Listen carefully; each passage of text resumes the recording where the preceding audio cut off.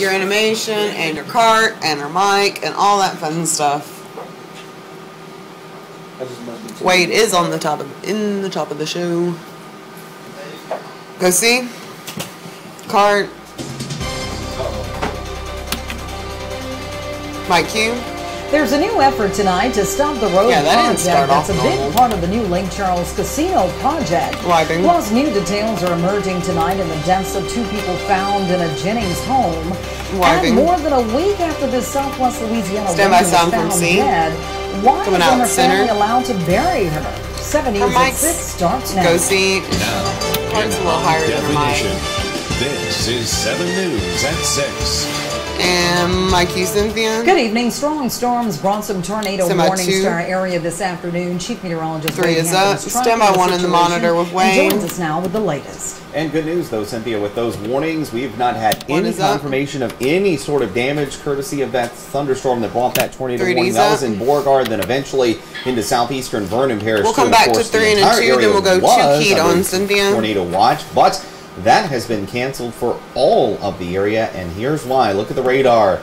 Yeah, the closest rain is now well to our east, way over toward the Baton Rouge area up towards Natchez. This showing up offshore at the bottom of your screen, that is all false echoes, no rain. We are done with rain for at least the next couple of days. Temperature-wise, already down now to 68, and DeRidder still holding on to 72. Here in Lake Charles, my forecast. Can you pan a little bit to your left on 3? The upper 60s, low 70s for a few more hours, and then rapidly fall tonight. Hold your shot. It's a cold front that's moving through. They're up on cam. Stand by 2 keyed on Cynthia. A lot of folks are going to like something. All right, thanks a lot, Wade. Now to an effort to stop a big road construction project. Package tonight, there's a petition circulating in the Pre and Lake Park neighborhood trying to stop a proposed project that would bring more traffic to the residential area. KPLC's Jaron Jordan reports. Son of 1. Tucked away, no more than 10 feet off of the standard out queue. We'll come back keyed for the tag, then we'll go to sound from C. Owned by Virginia Woodson. Her and her husband purchased the property over 5 decades ago. We moved here in 62. And it's just, this is home. I've been here.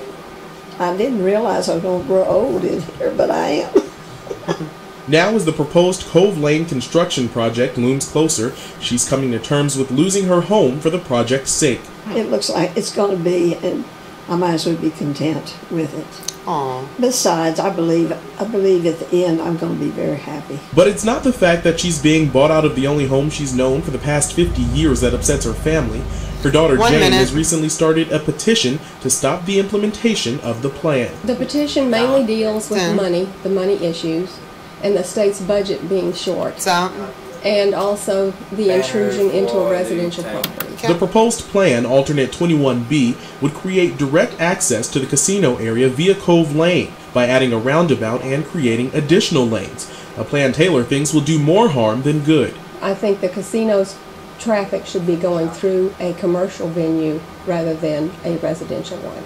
The plan would be complete in 2 phases and is estimated to cost about $69 million. But it still has to go before legislators when this year's legislative session opens. Taylor hopes that by then she'll be able to show the necessary authorities that some residents in the area are opposing what she calls just remember that it was an intrusive project. I wanted people to be aware of what's going on. The petition is primarily an informative, trying to inform the public about what the project's going to be. At your service in Lake Charles, Jaron Jordan, KPLC 7 News. Mike Q. To learn more about the project and the petition, find this story on our website at KPLC-TV.com. New information on the investigation of 2 bodies found in a Jennings home late Sunday afternoon. Jennings Police Chief Todd Dalberg told 7 News the victims are 30-year-old Katrina Segura Williams and 25-year-old Charles Williams Jr. Dalberg says they are treating this crime as a double homicide, and while the investigation is in its preliminary stages, he says investigators have ruled out domestic issues. They also believe the couple was killed sometime Friday evening or early Saturday morning, and investigators believe more than one suspect was involved. 3. Boost. Keep going. More than one suspect involved. 14 seconds, 5 more seconds. You can't bring it up anymore. In contacting us through our anonymous tips line. Mike Q.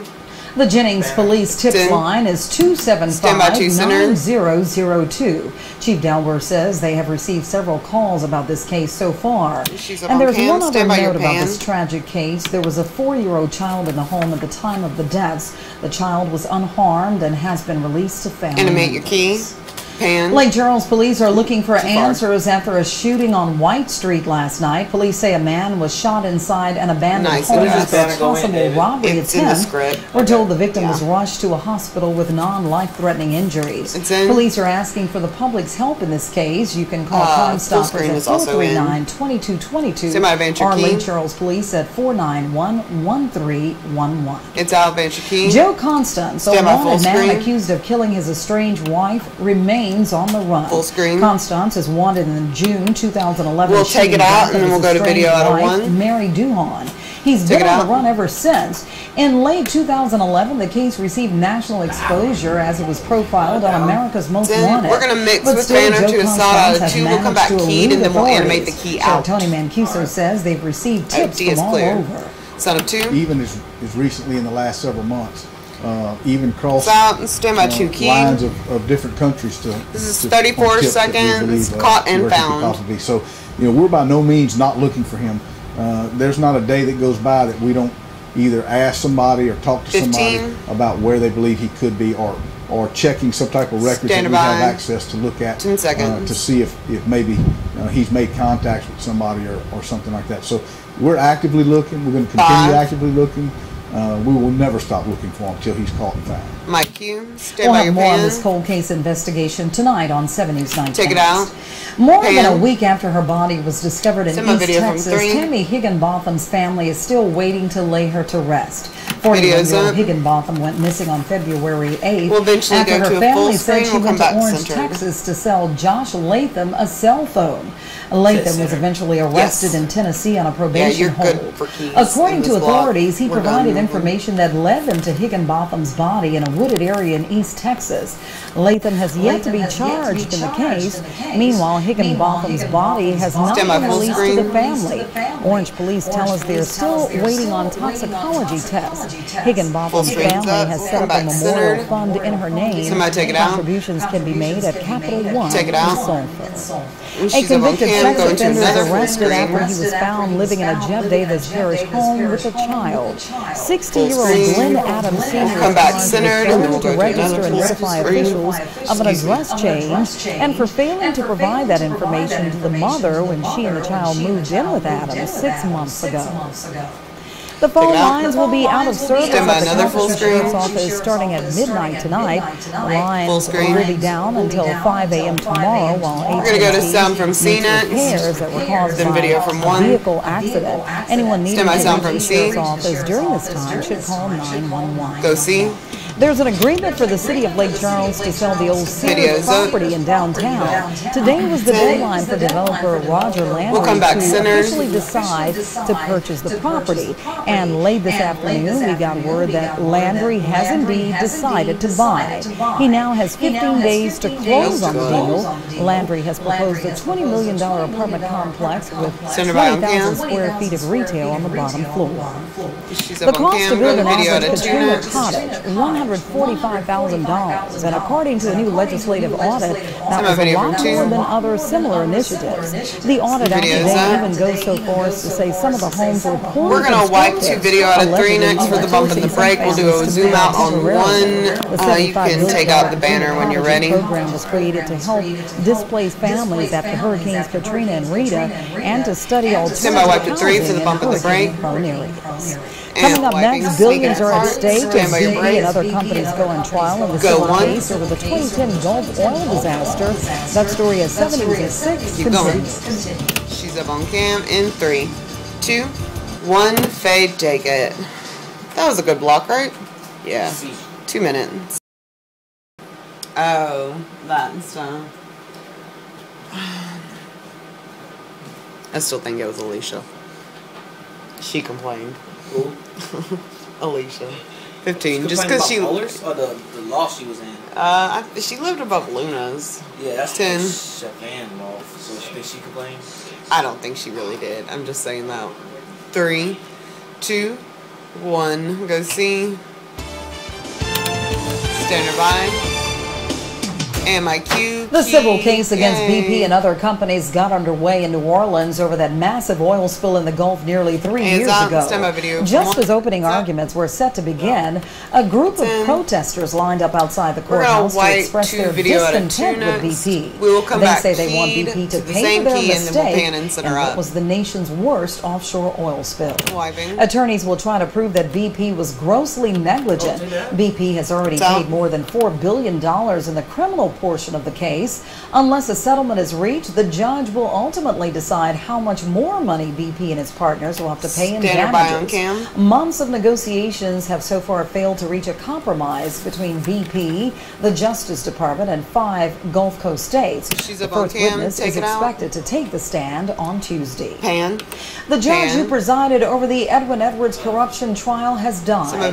U.S. District Court Judge Frank Polizzola died last night at the age of 71. We'll come back. No official word on a cause of death, but the judge had battled cancer for many years. He was nominated to the bench by President Jimmy Carter in 1980. Polizzola oversaw Edwards' 2000 federal racketeering trial, in which the former governor was convicted of extorting applicants for riverboat casino licenses. She's up on cam. The products his company makes are a part of most of our daily lives. Now, the head of the company behind Tabasco sauce has died. 68-year-old Paul McElhenney died Saturday at his New Orleans home of an apparent heart attack. His funeral is Wednesday at noon at Trinity Episcopal Church in New Orleans. Visitation will begin at 10 a.m. He joined the McElhenney Company in 1967 and directly oversaw production of all products sold under the Tabasco brand for 13 years. The company experienced many years of record growth in sales and earnings under his guidance, as well as the introduction of several new products and sauce flavors. Opportunity knocked for McNeese students today with the Spring Career Fair. Career Services Director Kathy Bond says with the economy on an upswing in Southwest Louisiana, participation from employers is increasing. McNeese students of all majors as well as alumni could participate in the Career Fair. We have alumni ribbons donated by our alumni center. 12 seconds, come back, more VO, then we'll wipe to a nap pop out of one. Of our employers are McNeese alumni, and they come back. Mike Q. Graduating seniors seeking to develop job leads, as well as those seeking internships and part-time employment, were encouraged to bring resumes and be dressed appropriately. Sound up 1 and 1. Mike Q. That's the sound and the fury of a hailstorm last night in the New Orleans area. Bruna Delmia shot this video in Gretna, and she says the hailstorm lasted about 20 minutes. And wait, some folks around here saw some serious hailstones around here today as well, huh? Sure did. We had some hail reports as large as golf ball sized hail. In fact, here's one of those pictures sent in by one of our viewers, Sarah Broussard from Benton. There you can see someone there holding several of those hailstones in their hand. Again, numerous reports of at least 1 inch to nearly 2-inch diameter hail. Got more on a much nicer forecast, I promise, coming up. Stand by your break. And fade. Oh, Lord Jesus, a hailstorm.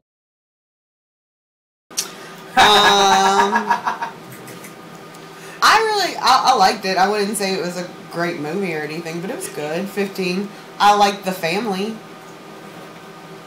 That's a good part. Normally I hate them. 10.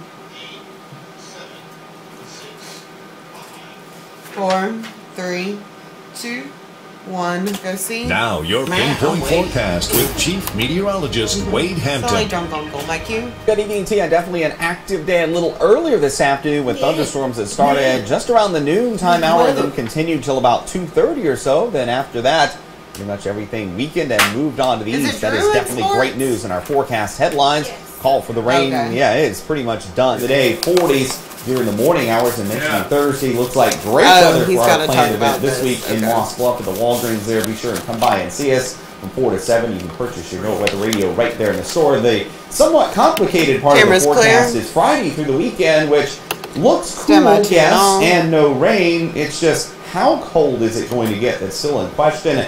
One of the computer models shows a lot of Arctic air heading south close to us. One of the other ones, which has done a much better job the last few weeks, keeps the coldest air just east of us. Regardless, no rain they're up on cam. until maybe sometime. Stand by one on Drew. And it is going. I can never catch up where Drew actually looks up. Complicated, doesn't matter. Just keep the rain away. Yeah, that part's easy. Stand by one. All right, thanks a lot, Wade. Drew is here with sports, and the girls doing that playoff thing again, huh? It is playoff time again. The third round of the girls' playoffs is underway tonight. Our fair ladies are battling for a spot in the Give me a better shot 3. You're totally top cut off 28. Sports is coming up next. And 3, 2, 1. Faye, take it. Sade. I told you we're only doing it twice. Ugh, you're such a disappointment. Oops. 15. She never brings me any cookies. 10. You don't bring me no cookies. You should make a song. 3, 2, 1. Go see. Now 7 Sports with Drew Shirley, local first. My cue, Drew. The high school basketball playoffs resume tonight, and there are still quite a few local girls teams hoping to play their way into the semifinals. Videos up. In Class 5A, the Sulphur Lady Tours will face their first real test of the postseason at home against number 3 Wachita Parish. After a 22-point win over Terrebonne in the first round and a 12-point road victory over Zachary in round 2, Sulphur will face a higher seeded team for the very first time tonight. This game is underway at 6 p.m. We'll have highlights tonight at 10. After an emotional victory in round 2, the DeRidder Lady Dragons are on the road in round 3. Video out of 3 they lost to St. Louis twice during the regular season, but then DeRidder finally broke through against the Lady Saints last Thursday, getting key baskets down the stretch to hold off a big St. Louis comeback. Tonight, the Lady Dragons are in Baton Rouge against second-seeded St. Michael the Archangel. In Class 2A, the Lake Arthur Lady Tigers scored one of the biggest upsets of the playoffs so far when they won at Evangel Christian last week. The Lady Eagles were the number 2 seed in the state and held a 13-point lead in the fourth quarter, but Lake Arthur rallied to win by just 1 point. Their reward is a home game tonight, but to advance, the Lady Tigers will have to defeat another Louisiana powerhouse, number 4 seed John Curtis. And in Class B, the Lacassine Machine rolls on after winning 93-8. Yes, 93-8 in their first round game. The Lady Cardinals ran into a frustrating stall ball strategy in the second round against the Academy of the Sacred Heart. Lacassine only scored 33 points in round 2, but it was more than enough to advance. Tonight, the Lady Cards are back home awaiting their next victim, 8th-seeded Converse. Other girls' games tonight in Class 2A, the Pickering Lady Red Devils are on the road against Ville Platte. And in Class B, number 2 Fairview, after their own 80-point win in round 2, will line up against NEGREET. Hathaway gets a home game against Rapides, and in Class C, HACKBERRY travels to Saline. All your scores and highlights tonight on the Nightcast. He's up on cam. Soccer season may be over, but the celebration is still going on at St. Louis Catholic after the Saints rewrote the history books last weekend. The Saints defeated Beauchene 3-0 on Saturday to win their 4th straight soccer state championship, the first time any Louisiana high school has ever won 4 state titles in a row. And it's a feat that no one on campus will ever forget. And 2. This team has shared in the success of 16 their state championships, and now they have one of their own, and now all 4 teams, you know, they've made their mark on history, and that as a coach is something that, you know, I'm just kind of in awe of. Mike Hughes. And it's a pretty awesome achievement, 4 state championships in a row, and maybe we'll have another team from Southwest. I'm gonna wipe the video out at 3 next for the bump of the break. You want to try that wide again on 3, Sade? Coming up next, Wade has another check of your weather and what South Korea can teach us about presidential inaugurations. The story is 70s at 6 continues. And they're up in 3, 2, 1. Faye, take it. It's amazing what it looks like when she does it. It means it looks great when you actually do it.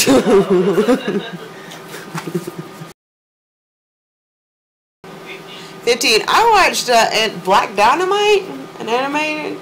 Oh, you watched the animated Black Dynamite? Yes, it's amazing. I don't like anime at all. Oh, you should see the original movie. It's funny. 3, 2, 1. Go see who did it. Who did it? Who did it? My cue. New tonight at 10 on Nightcast, Pope Benedict changes the rules for how his successor will be elected. And it's a family business, too. 1 minute. We're going to wipe the video out of 3 next. Third banner for 3. Bond, working together as a specialized surgical team. Stand by, wipe to 3. Those stories and more tonight at 10 on Nightcast. And wiping. And finally tonight, history in South Korea as it swore in its first female president today. But that's not why we're running the story. It's because of what happened before she took the oath of office. That's when South Korean superstar Psy performed his global hit Gangnam Style. People of all ages joined him in the horse riding dance he made famous in the song's music video. He's probably more famous than the president. There, Cam. Probably so. Wade doesn't care. No comment. I'm not going to say anything. Otherwise, it looks 15. good for the next few days with no 30's up. chance for rain. I'm happy for 10. 2 is up. And that's going to do it for us. We'll be back here tonight at 10 for Nightcast or anytime on 5. Go 1, 4, 3. You're up. 2. Thanks for joining us and have a good evening. Faye, take it. All right.